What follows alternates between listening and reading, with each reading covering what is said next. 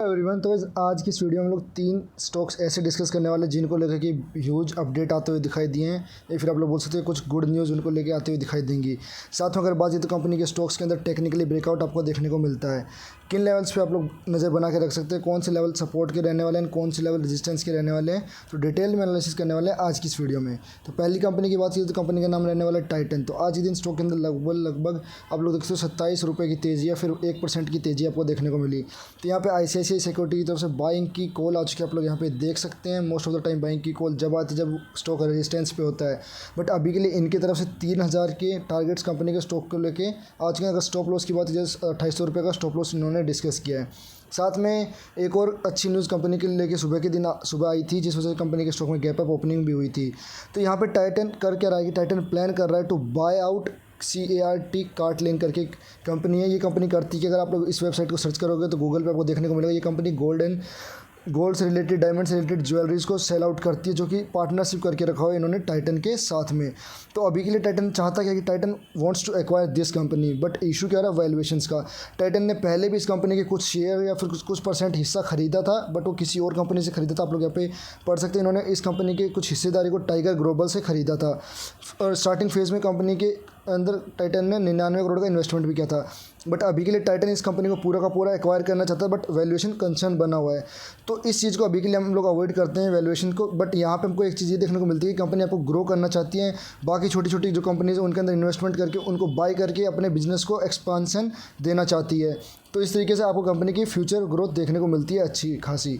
वहीं बात है कंपनी के प्रॉफिट में, आप लोग देखते हो पिछले कुछ समय से कंपनी ने कंसिस्टेंटली अच्छे खासे प्रॉफिट कमा के दिए हैं। साथ में अगर आप लोग देखते ये वाला डिप सिर्फ कोविड का रहने वाला है, उसके अलावा कोई भी एक्सेप्शन कंपनी के प्रॉफिट ग्रोथ में देखने को नहीं मिलेगा।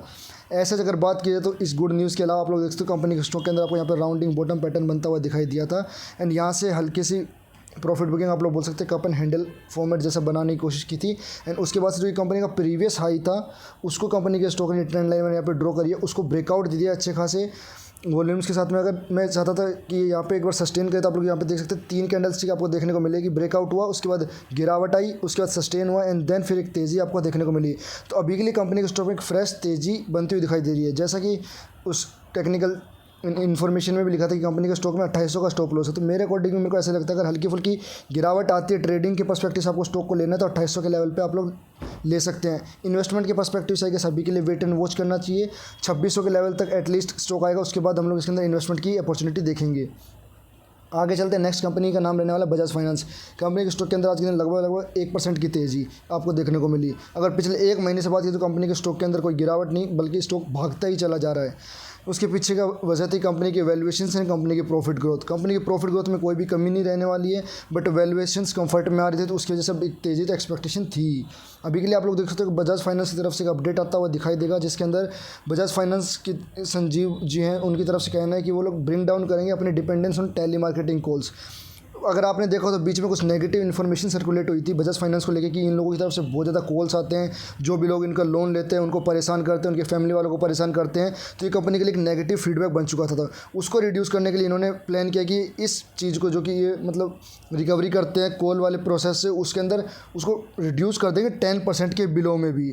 तो एक अच्छी इन्फॉर्मेशन रहने वाली कंपनी के लिए। साथ में अगर आप लोग देखें तो इस तरीके से कंपनी का थोड़ा सा बजट भी कम हो जाएगा, मतलब कि कंपनी के सेल्स आप लोग बोल सकते खर्चे कंपनी के एक्सपेंसेस थोड़े कम हो जाएंगे, क्योंकि कंपनी अभी के लिए अपनी वेबसाइट एंड ऑल पे फोकस करेगी, ना कि कॉल्स एंड एजेंट्स के ऊपर ज़्यादा। तो इस वजह से आई गेस आने वाले टाइम में कंपनी के अंदर और अच्छी ग्रोथ आपको देखने को मिल सकती है। यहाँ पे अगर आप लोग कंपनी की प्रॉफिट ग्रोथ की बात करते हैं तो आप लोग कंसिस्टेंटली कंपनी की प्रॉफिट ग्रोथ आपको देखने को मिलेगी। मार्केट का लीडर है, इतना बड़ा मार्केट कैप होने के बावजूद कंपनी की प्रॉफिट ग्रोथ में कोई भी डिप आपको देखने को नहीं मिलेगा कोविड के अलावा। तो लॉन्ग टर्म के पर्सपेक्टिव से कंपनी बहुत ही अच्छी रहने वाली है। बात कीजिए कंपनी के सपोर्ट की, उससे पहले आप लोग देख सकते हो कंपनी के स्टॉक ने डब्लू बटन बनाया, डब्लू पैटर्न बना के यहाँ से अच्छी खासी शार्प तेज़ी बनती हुई मेरे को यहाँ पे दिखाई दे रही कंपनी के स्टॉक में। टेक्निकली सपोर्ट्स की बात की तो कंपनी के स्टॉक के अंदर एक 6000 का सपोर्ट बनता है, एक 5500 का। एक्यूमुलेशन करना चाहते हैं लॉन्ग टर्म के पर्सपेक्टिव से तो ये 2 लेवल्स इंपॉर्टेंट रहने वाले हैं।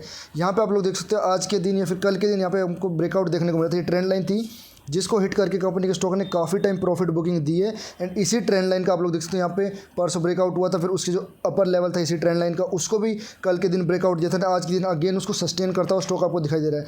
तो यहाँ से ट्रेडर्स को एक इंडिकेशन मिलता है कि स्टॉक लगभग 7500 तक के लेवल दिखा सकता है। ट्रेडिंग पर्सपेक्टिव से जाए तो आप लोग इस स्टॉक के अंदर एंट्री बना सकते हैं। अगर 7500 का लेवल ब्रेकआउट होता है तो फिर कंपनी का स्टॉक ऑल टाइम हाई 8000 के आसपास भी जाता है, आपको दिखाई देगा। नेक्स्ट कंपनी की बात की, कंपनी का नाम रहने वाला है एस्ट्रल। रिजल्ट्स हमने डिस्कस किए थे, प्रिंस पाई के साथ कंपेयर भी किए थे, बेटर रहने वाले थे। उस वजह से अगर आप लोग देखोगे तो बॉटम से रिकवरी परसेंटेज को कंपेयर करोगे तो प्रिंस पाइप से बहुत ज़्यादा, या फिर लगभग अगर बात की तो प्रिंस पाइप में यहाँ पे 30 के अराउंड रहने वाली है, उससे बिलो। बट एस्ट्रल के अंदर लगभग 50% की रिकवरी अपने बॉटम से आती हुई आपको दिखाई देगी। बात की कंपनी की प्रॉफिट ग्रोथ, आप लोग देख सकते हो लॉन्ग टर्म की profit growth consistent compounder company रहने वाली है। अभी के लिए रॉ मटेरियल के कॉस्ट बढ़ चुके थे रशिया यूक्रेन के चलते, उस वजह से भी कुछ कंपनीज लॉस में गई, बट इस कंपनी ने अपनी प्रॉफिट ग्रोथ को सस्टेन किया। हल्का फुल्का डिप आपको यहाँ पे देखने को मिला, कुछ ज़्यादा एसएच को डिप आपको देखने को नहीं मिला है। अब यहाँ से प्रॉफिट ग्रो होने वाले हैं, इसी वजह से आई गेस फॉरेन इन्वेस्टर्स को भी पता है कि कंपनी में अपॉर्चुनिटीज़ आने वाली है। रॉ मटेरियल का कॉस्ट अब इतना हाई नहीं रहा है तो कंपनी के प्रॉफिट्स इंप्रूव होंगे। तो इस कंपनी के स्टॉक में भी आप लोग देख सकते हो कंपनी का स्टॉक राउंडिंग बॉटम पैटर्न बनाता हुआ आपको यहाँ पे दिखाई दे रहा है। बट अभी के लिए ब्रेकआउट की बात, इस स्टॉक के अंदर ब्रेकआउट नहीं हुआ है। ऑल टाइम हाई की अगर बात है तो कंपनी का स्टॉक का रेजिस्टेंस अभी भी बना हुआ है 1950। अगर कंपनी का स्टॉक 1950 का ब्रेकआउट देता हो तो यहाँ से फिर आपको कंपनी का स्टॉक ऑल टाइम हाई के बाद एक अच्छी खासी नई शार्प रिकवरी आपको दिखा सकता है। अभी के लिए बात की जाए, अब को इन्वेस्टमेंट करना है तो 1700 का एक रेजिस्टेंस बना हुआ था कंपनी का, जिसको कंपनी के स्टॉक ने स्मॉल राउंडिंग बटन पैटर्न के अंदर ब्रेकआउट दिया था। और उसके बाद से एक शार्प तेजी आपको कंपनी के स्टॉक के अंदर देखने को मिली है। कंफर्मेशन की बात की जाए तो 1500 के लेवल पे कंफर्मेशन मिल चुका था, कंपनी का स्टॉक ने इस लेवल को ब्रेकआउट दे दें, यहाँ से एक अच्छी खासी तेजी एक्सपेक्टेड रहने वाली है। अगर किसी ने 1500 के भी या फिर 1600 की या फिर 1400 किसी भी लेवल पर इन्वेस्टमेंट किया होगा तो अभी के लिए प्रॉफिटेबल रहने वाला है। बात ये इन्वेस्टमेंट के पर्सपेक्टिव से तो 1500 का एक लेवल अच्छा खासा लेवल रहने वाला है लॉन्ग टर्म इन्वेस्टमेंट से, या फिर अगर आप लोग न्यू फ्रेश एंट्री बनाना चाहते हैं तो 1600 पे भी लुक फॉरवर्ड कर सकते हैं।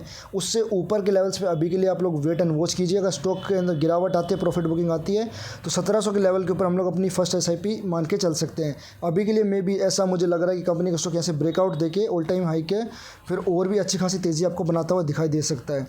आई होप वीडियो आपको इन्फॉर्मेटिव होगा। मिलते हैं नेक्स्ट वीडियो में, till then take care, bye bye.